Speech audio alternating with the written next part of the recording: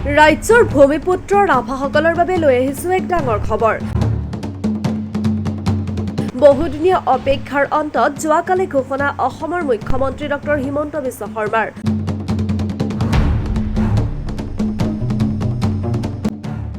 হয়, দি আছো ডাঙৰ খবৰ।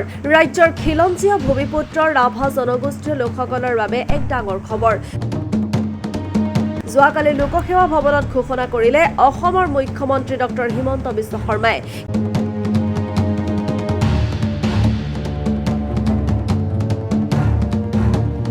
কেইবাটাও কেবিনেট সিদ্ধান্তৰ লগতে ৰাজ্যৰ ৰাভা জনগোষ্ঠীয় লোকসকলৰ বাবে লৈ অনা হ'ল এই ডাঙৰ খবৰ।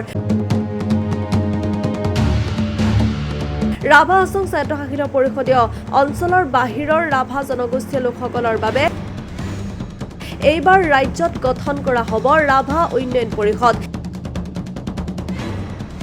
এই সিদ্ধান্ত ঘোষণা কৰিলে অসমৰ মুখ্যমন্ত্ৰী ডক্টৰ হিমন্ত বিশ্ব শৰ্মাই। কেইবাটাও কেবিনেট সিদ্ধান্তৰ মাজত বিশেষ স্থান পালে ৰাভা উন্নয়ন পৰিষদ গঠনৰ সিদ্ধান্তই।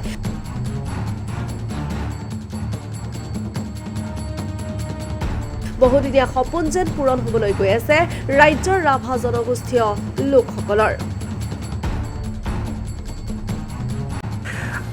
ৰাভা হাছং আৰু বিভিন্ন সময়ত আমি ঘোষণা কৰিছিলোঁ যে ৰাভা হাছং অট'নমাছ কাউন্সিলৰ বাহিৰত থকা ৰাভাসকলৰ বাবে এখন উন্নয়ন পৰিষদ গঠন কৰা হ'ব।